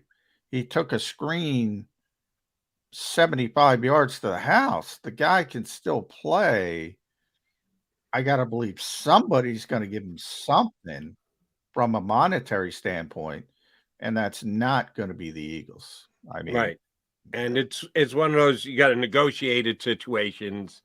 If you really wanted the player, but you couldn't afford what his seasonal cap is right now, and I don't have it in front of me, it's less than what the cap hit's going to be, because I'm sure the Vikings extended out and give him bonuses or whatever. I'm not sure what his number is. But if you acquire the player, then you just negotiate ahead of time. Here's what we need to do with your contract. Are you willing to do it? He says yes, boom, he comes in. So the Eagles could make it work under the cap. Unless you're Dalvin Cook and he's just like, nope, my contract's in place. Either you pick me up and you take me, Vikings, either you keep me or you cut me. I'm good with it either way. I think I'm that good on the open market in June. Damn, you got to have a lot of confidence to do that in June, that you're going to be able to get your worth. You got to handle this well, Dalvin, and your agent has to handle this well. Yeah, I just don't see it. Even with those ways to work around a contract in place that may look like an overpay as of right now, you got to have two that are willing to dance. And I don't know that Dalvin Cook is willing to dance and come back down and renegotiate. And I sure as heck don't think the Eagles are going to put money into the running back position. Do you, John? No. They've done their what they're going to do with the running back position. And they just, they don't believe. And they're right, by the way, because Dalvin Cook is a very good player. He has been a very good player. The Eagles were very interested in him coming out when he was a rookie second-round pick. But they're not going to get into that game when it comes to paying running backs big-time salaries. And his cap hit, I just looked it up, is $14.1 million this year. That's his cap hit, or that's his, the dead cap hit for Minnesota if he gets moved? That's his cap hit. Oh, 14.1 no million. chance, no shot. Yeah. And he's under contract through 2025, and his cap hit is 15.6 million and then 13.5 million over the next 2 years past that. This is a Rick Spielman contract. This is an old school GM contract. The Vikings have a new school GM. That's why they're looking to move on. The Eagles have the Kwesi Odopa Mensa mindset. They do not have the Rick Spielman mindset. If you've got the page open on either Over the Cap or Spotrac, what's the dead cap hit for the Vikings? Dead cap is 8.2 million. So they'd save 6 by cutting him. Yes. It's it's a bad contract. It's a good player with a bad contract, if that makes sense. Agreed. And but that's the Vikings problem. And the Eagles aren't taking the Vikings problem off their hand. That's for damn sure. I mean, they're too smart for that. Right. That's why when that whole conversation was being had about trading Dalvin Cook, not unless Dalvin bought in. You were going to have Dalvin Cook say, oh, yeah, I'll redo my contract just to get to a specific place, and or the team is going to have to extend him out. It just didn't make sense. Let's trade for Dalvin Cook. No, the only way you're getting Dalvin Cook was wait until the Vikings release him. They don't take the $14 million on the cap hit this year, but they do have dead cap money. So they don't save a ton either, but they save some because I'm sorry. What did the Vikings go last year? 13-4, right? 13 Eagles were 14-3, and the Vikings were 13-4. You cut Dalvin Cook and replace him with Matson, their backup running back. You're not going to be as good. I'm sorry. And they didn't draft a running back high, so I don't see that being a major factor. Do you really want to take a step back, or do you want to add to it? I think now that they're in for a penny, in for a pound, I think they may end up just keeping him. What's that extra $6 million in cap room going to get you done? Well, they're already, they've already done their work they had to do. They were one of the teams that were way over the cap, so they had to do a lot of manipulation to get under the cap. He's on the team now. I've heard speculation that they might just say, all right, let's keep him. Yeah. I would. If I were Minnesota, I would do that. You were comparing the old school general manager and the new school general manager. You're just John McMullen, the general manager. You have to inherit what your previous general manager did. What would your decision be if you were you're cutting ties and moving on, or you're going, I tried, it didn't work. Now I have to just worry about the best of the team this year. Dalvin is here's two things Dalvin are. $14 million pay, which is overpaid, and the best running back we have on our team right now. Which way you cut? Well, I would have tried, and I think Kwesi did try to get him to take less. But no, I mean, I would move on, and I would try to get, whatever, conditional 7th round pick, something. Well, you're not going to get anything because you can't. What team is going to take him on at $14 million right now? That's probably nobody. So it's difficult. So you're not even getting a conditional 7th. He's virtually untradeable. That's why now we were just talking about the Dolphins. He's from Miami. That's been the biggest speculation. Maybe he works with it to get in Miami where he works out a restructured deal and you can get something from that perspective. Maybe you go the baseball route. Maybe you pay some of the salary and get some kind of condition. Remember, this is new school GM, not old school. Right. So maybe he's willing to pay half of the salary to get something back, which I think would be the most likely scenario. But from his perspective, and just knowing how these guys think, he's already paid Alexander Madison like a starting running back. He ain't paying 2 starting running backs. Rick Spielman might do that. Kwesi's not doing that. So you ask me, what would I do? I would have let Alexander Madison walk and try to, and this is where young GMs, in my opinion, make mistakes. He declared his intention too early, and they all do it, and Howie takes advantage of it. I mentioned how was DeAndre Swift here? Because Brad Holmes, another young GM, declared his intentions, and then Howie took advantage of it. He declared his intentions too early. Correct. Now, here's where I think you and I part ways. I'll put you in the position of Dalvin Cook's agent. We're sitting here right now. They had conversations about potentially, he hears the whispers and the rumors about him being traded. They may have even come to he and his agent and said, listen, we're going to have to cut you. We're now into June. Teams don't have that kind of cap money. Let's do the renegotiation thing. We'll keep you here, blah, blah, blah. And to this point, Dalvin has said, no, I'm not renegotiating anything. Either cut me or pay me. My contract is in place, or you can let me go and hit the free agent market.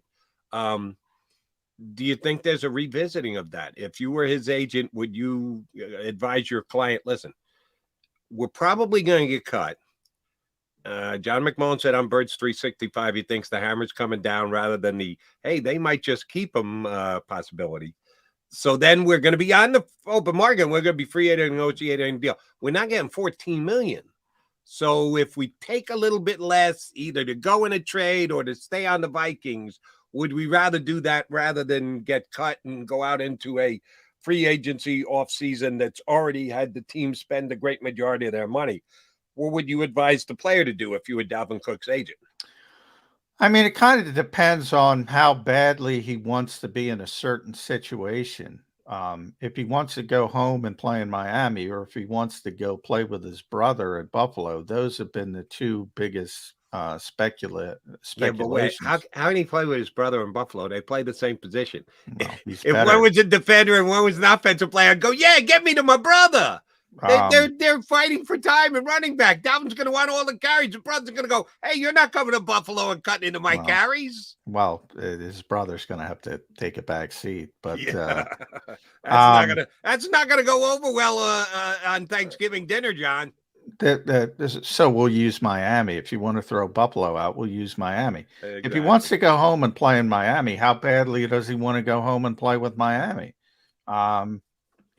As opposed to getting the most money from a bad team, maybe Arizona. I don't know, but Gannon used to be in Minnesota. Gannon probably knows how good of a player he is, blah, blah, blah. Do you want to be on the worst team in football, or do you want to play with Miami's a good ascending team? He's always wanted to play there. You can probably make that happen because they want him. They have a need, again, give up a 6th-round pick, and make Minnesota pay half of the salary. Then you don't have to deal with that. That to me would be the most logical end game. But young GMs make inexperienced mistakes. He made a mistake, and now he's in this situation. And it might just come down to they have to cut him. They have to swallow the medicine. And then he can pick and choose where he wants to go. But as you pointed out, at this time on the calendar, he's not getting a lot of money. Now, Floyd here's where – sorry, we were talking about Leonard Floyd yesterday. He got $9 million. Not bad. So he's a really good player. He's going to get more than $2 million, $3 million. But I don't know how high that goes. Right. And I'll give you the other shoe that helps the Miami scenario work out. On June 1st, which we lamented the other day when June 1st kicked in, not a whole hell of a lot of moves in the National Football League. There were years that June 1st, player cut, player picked up, player traded, blah, blah. It was really no significant transactions. The only thing that June 1st is now become, because of you can cut a guy with a June 1st designation, and you got to wait, and then you get cap clearance once you get to June 1st. But you don't have to wait until June 1st to cut a guy. So it used to be the way the rules worked, a major day in the NFL. Now it's kind of a minor day, not as big. And by the way, I have to clarify since you bring that up. So that was the pre-June 1st numbers, $8.2 million in dead money for Minnesota. They'd be getting back $5.9 million in cap savings. It's actually changed post-June 1st. Now the dead money is only $5.1 million, and the savings is $9 million. So ultimately, they'll probably have to just release him. Cut him, yeah. But here's why they can do that if you're Dalvin Cook, and you might even be fighting for it. Miami was the team that gained the most money on June 1st because of cuts they had made with June 1st designations. Because when you do that, you don't get the cap relief right away. You have to wait till June 1st. You can say we're going to do it, and as of June 1st, he's going to be officially released. It gives the player the chance to sign earlier, but you don't actually buy into that cap relief till you get to June 1st. The Dolphins got like $13 million more in cap relief as of June 1st. They were first. I think the Cowboys were second because of Zeke Elliott was cut with a post-June 1st designation. So they bought into a lot more salary cap room. I think they added $10 million to their salary cap space. So, yeah, I think. Yeah, and by the way, I think he makes. I'm going to say, even though you're right, the old school GM is compared to the new school GM. When push comes to shove, I think Minnesota's going to keep him. If they were in a rebuild mode, I would get that. What kind of back do you think Mattson's going to be? You're right. They gave him close to starting running back money because the running back money ain't what it used to be. Dalvin, cling to that contract as long as you can because it's trending in the opposite direction there, big guy. You think Mattson's going to be good if they cut Dalvin Cook? I think he's going to be fine because he has been fine. You know, Dalvin's had some injury issues. He has been fine as the number 2 back. He hasn't been the lead. Well, he's had some chronic shoulder issues, and when he has missed games, Madison has performed, but he's not nearly as explosive. So you're losing the home run aspect to your offense. I talked about the play against Buffalo. You're not getting 80-yard runs. You're not breaking screens for 75-yard touchdowns with Alexander Madison. I think he's the type of running back the new school GM likes. He's like the kid from Rutgers. Why can't I think of his name? Pacheco. Pacheco. That's the type of back he is, which is fine. You can win with it, but you're losing. I'm kind of torn on players like Cook because the home run aspect I think is important, and he provides that. But I can't pay him $14 million. So I understand where Kwesi is thinking. I get his thought process. But boy, I mean, yeah, they're not as good without him. Simple as that, period. I mean, they're not as good. And what are you doing as a GM? All right, maybe when it comes time to where the pendulum shifts and you're not as good, but are they a real contender? I don't think they are. But then you throw the NFC into it. I mean, they won 13 games. Right. If the Giants don't upset them, who knows where we're talking about with that team. But if you force me to make a decision, I would say they're not a real contender. And if you're not a real contender, well, you might as well turn it over. It's a very difficult decision. It is. Right. But when you're the general manager, you and I can say this on Birds 365. When you're the general manager who's in charge, was brought in, and you win 13 games, and you go to your own and go, yeah, we won 13 games last year, but between you and me, we're really not that good. Yeah. So I got a decision to make here, which will probably make us a lesser team this season. So we're going to win less games, but down the road somewhere it's going to pay off for us.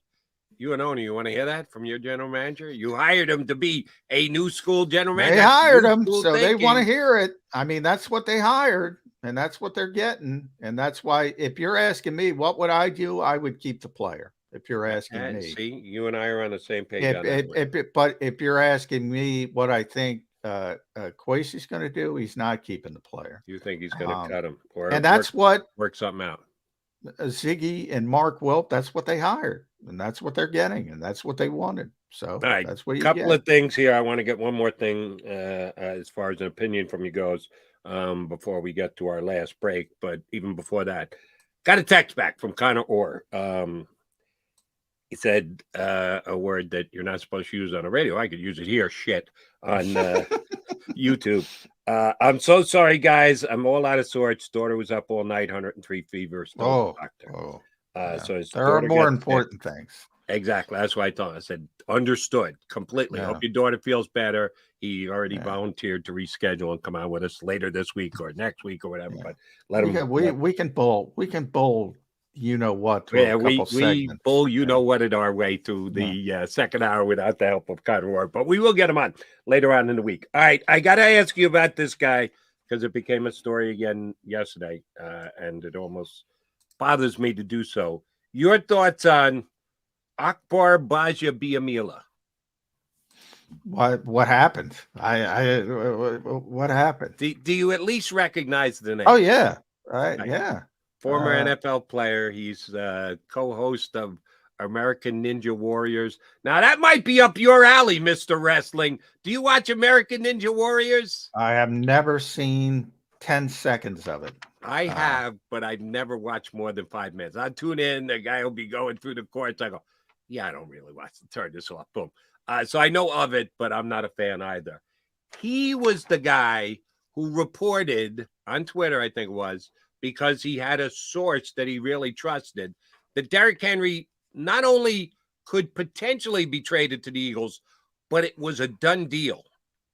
That Derrick Henry was now I going remember to be it. a Philadelphia Eagle. Yeah. He was the guy, even though he's now the host of America. He's a former NFL player, but his claim to fame, he's the co-host of America. I because I get him mixed up. His brother was a heck of a pass rusher with Green Bay for a short span, but not Kabir was a heck of a pass rusher. Akbar, not as much. Yeah, Akbar played for 3 or 4 different, the Raiders, and I think Panther. I forget the other team he was on, but he was 74 and a half sacks in his career. How many? 74 and a half. Did he get 74 and a half? No, not Akbar. His brother, Kabir. Oh, his brother did. Yeah, that's what I was going to say. Akbar wasn't that good a player. No. Kabir was a good player. Made the Pro Bowl. Yeah, he was a good player. Anyway, he went on Rich Eisen's show yesterday or the day before, and he doubled down on his report that my source had it. My source knew. I'm not going to tell you that it turned out that it wasn't right, but I wasn't wrong. Oh, that's the best cover your own you-know-what that I've ever heard in my life. And he actually called Howie Roseman on the carpet, said Howie could have done it. If Howie wanted to, Howie could have done it. Well, good on Howie that he didn't do it, because it didn't make – it's the same thing we've been talking about here, John, with Hopkins and with Dalvin Cook. If you take on Derrick Henry, you have to make your offense about Derrick Henry. Yeah. That's the only value to Derrick Henry, is let him be Derrick Henry and just pound the snot out of him down another team's throat. The Eagles aren't doing that with Jalen Hurts and A.J. Brown and Devontae Smith. So I remember zero sense at the time. I remember when it came up, and I would say, why in the heck would you want to essentially an old school eye back with Jalen Hurts as your quarterback when you're going to run an RPO offense based? It made no sense whatsoever. It's not a fit. For all those reasons, not that he's a bad player, he's a great player, but yeah, you have to play a certain way. And it's even when Ned Kratz, my buddy, brought up with DeAndre Swift. And when people bring up DeAndre Swift and his passing receiving ability, which he is. He's a good pass receiver. I just don't think it's going to be important in this offense. I just don't. Because of the quarterback and the way he plays. And it shouldn't be, because I don't want to dump the ball off to the back and get 7 yards when my quarterback can get me 15. And he, I get people saying, well, he's got to take care of himself. He does take care of himself. He doesn't take a lot of clean hits. And when he didn't get hurt last year up the field, he got hurt behind the line of scrimmage. Now, he got hurt in the pocket the year before. So, yeah. But the Derrick Henry stuff, again, fantasy football. That's what it is. Jody, they want Derrick Henry and A.J. Brown and Devontae Smith and DeAndre Hopkins and just collect the best players. And I get it. On Madden, that looks great, but it's not realistic. In building a football team. And if this starts a rumor, so be it. You know it, I know it. Everybody's listening right now. Maybe they clip it and listen to it later. It's the one that surprised me that they haven't gone down the road of yet. Let's get Jason's brother and pair him with Dallas Goedert. Travis Kelce. 2 tight end system here, John. Come on. How lethal would be the Eagles offense be if they had both Goddard and Kelce at the tight end position? I've never heard anybody say that, because it hasn't been available. It's not happening. But in fantasy football, it would be phenomenal. If he ever became available, I think it would happen. And you would hear, well, he loves the Ocean Drive down at Sea Isle. Of course. He's going to be down there next week. Yeah. So, yeah, he just obviously hasn't been available. And, we talk about Jason's age. Travis is getting up there. The same thing. He's 33. Come on, age. What does age matter, John? It's fantasy football. You put together the best team. Names. Fit irrelevant. Who cares about fit? Just give me the most talented players. Yeah. Well, yeah. I mean, I don't know. I feel like I shouted from the mountaintop, but I feel like few fans listen. Not enough to. That's okay. Like I always say, wide receiver. We were talking about wide receiver earlier.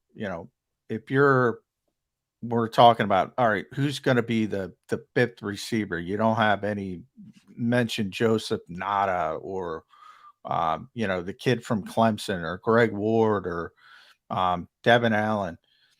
Well, I don't know who it's going to be, Jody, but I can guarantee you one thing. He's got to help on special teams. That's what the 5th receiver does, more than anything else. And I just, say anywhere, 4th linebacker, 4th safety. You don't bring in 33, 34-year-old players. You bring in guys who can play special teams. That's how you build a roster. And by the way, if the Eagles need help more than anywhere else, even 3rd receiver, safety, linebacker, might be special teams. They need freaking special teams players. Understood. But I will once again beating this drum until it happens or the season goes whichever way it goes. I understand 5th wide receiver. Your roster construction team is right on. Your 4th, 5th safety got to play special team. I get you are 100% right about all of that. Starting linebacker Nick Morrow.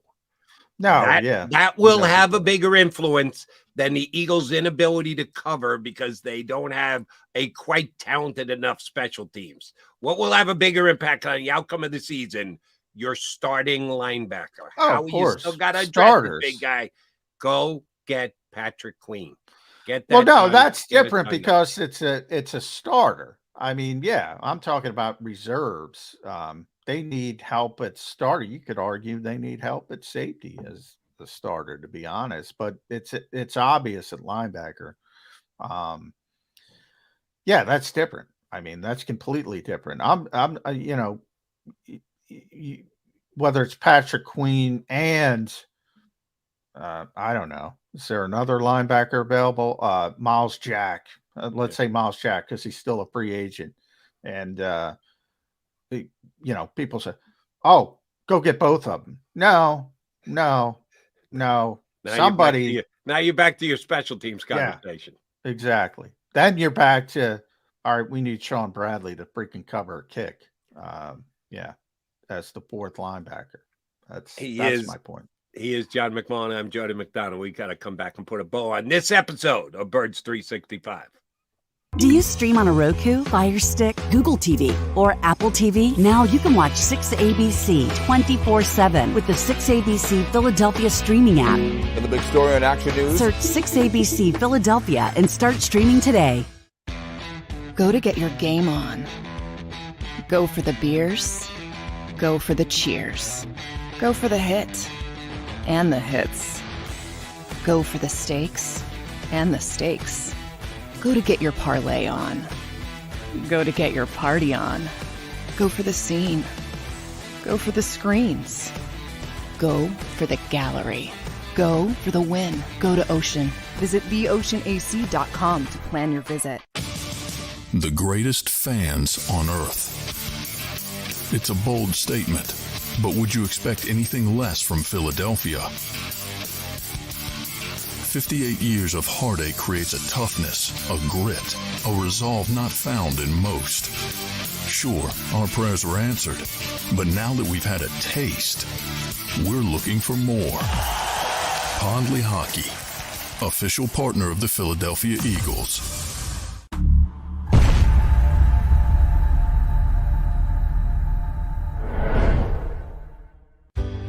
Go passionately. Go fearlessly. Go confidently. Go Birds! Go confidently towards your goals with First Trust, Philly's hometown bank for nearly 90 years, and the official bank of the Philadelphia Eagles. We're focused on getting you over the goal line. So go with conviction, go with trust, Go Birds! and go forward with us by your side.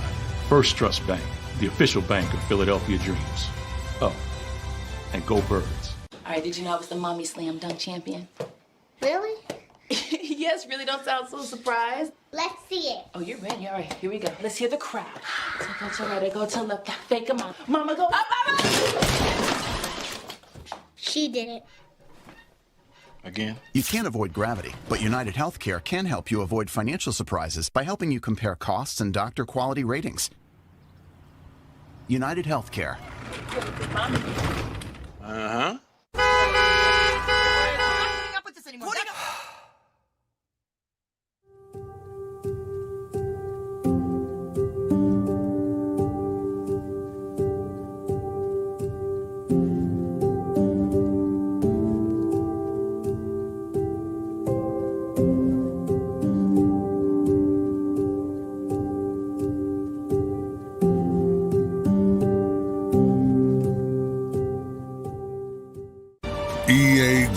EAGLES, Eagles. All right, Mega Mac guys, just coming back to put a bow on the show. We promoted Connor Orr from Sports Illustrated, a family issue had to deal with. He will come on with us sometime in the very near future. He apologized for not jumping in with us today. Connor, hopefully your daughter's feeling better. Don't sweat it. We'll get you on at a later date. All right, you do know when you're heading across the way, you going over there today? Player availability, John McMullen? Yeah, about 2 o'clock-ish. So I'm going to try to make my way upstream to get to talk to some players. I feel like I'm swimming upstream here. I'm reading my first mistake. I'm reading one of the comments on our Derrick Henry take. What did Dallas do in the 90s? What did Elway do with Terrell Davis? Do these people not understand the game has shifted dramatically? What did the Browns do with Jim Brown? What did the Browns do with Jim Brown? What did the Steelers do with Bradshaw? I